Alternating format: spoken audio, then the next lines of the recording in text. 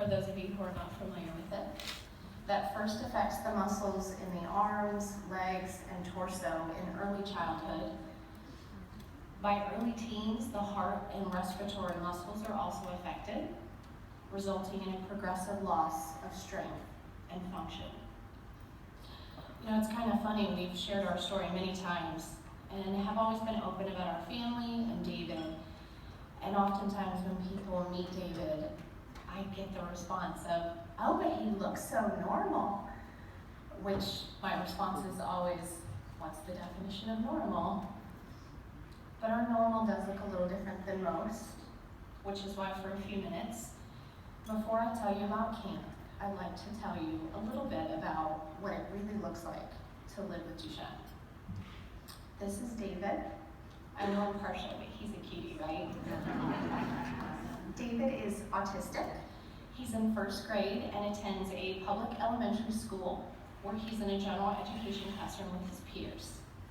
For the most part right now, he fits into that normal category with all of the other normal kids in his class, with just a few exceptions.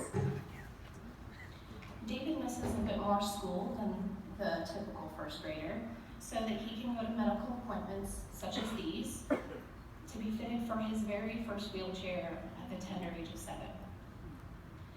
He goes on trips like the other kids, but walking through the airport has always looked more like this, with his dad and I having to take turns carrying him.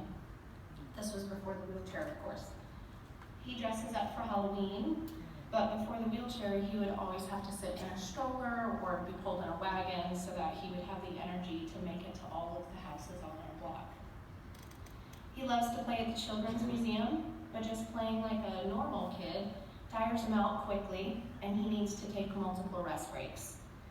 He desperately wants to keep up with his sisters and his friends, but there's many things he just can't do. I took this picture through tear-filled eyes. The first few pictures I had snapped were of David and his younger sister Madison climbing in this big play area in the Cincinnati Children's Museum. But then David got stuck. He can't lift his legs very high, and he doesn't have the upper body strength to be able to pull himself up. He fell behind and he knew he couldn't do it on his own. He reached out in a panic and he pleaded for his sister to come back and help him. And she deserves a medal for this one. She came back for him and even asked another kid in the play area to help so that he could make it to the top with the rest of the kids. We went blueberry picking last summer, and simply standing for too long in the heat leaves David sweaty, paint-cheeked, and exhausted.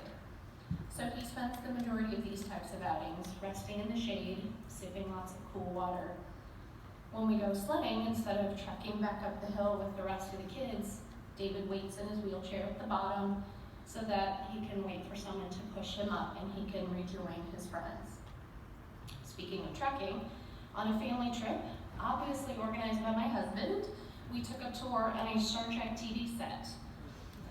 Since there were no chairs or places to rest on the set tour, David was forced to sit on the floor in each room so that he could rest. And yes, David is dressed as Scotty, also not my idea. Our family strives to give David the very best life we can, while keeping as much normalcy between him and his sisters and his peers. I'm not sure that Star Trek stuff's helping at all, but as hard as we try, I know we come up short. But there is one week during the year when David doesn't have to try to fit in, and he doesn't have to think about being normal. And that is the week he attends summer camp. David can play with kids who won't run ahead or leave him behind. At mealtime, he's not the only one with an extensive amount of medications to take. And when he looks around, he's not the only one with a wheelchair. In fact, almost everyone has wheelchairs. And thus the picture of a new normal begins to form. Each child is unique and has their own strengths and gifts. Yet when David looks around, he knows that these kids are in some way like him. Camp is also a place where these kids rarely hear the word no. If something seems too high or too difficult, or I just don't know how I'm going to do that, they make it happen for them. Camp is a place where these kids do whatever their heart desires, where there are no limitations, where no one ignores them in their wheelchairs or pities them for having one. They're celebrated for being who they are, no matter what medical equipment they may use. They also learn that having a wheelchair actually gives you an advantage for some awesome Halloween costumes and wheelchair parades. David's was decorated as a red Jaguar last year, and one side of that car takes up a huge portion of his bedroom wall now. In fact, every wall in David's room is covered in memories from camp.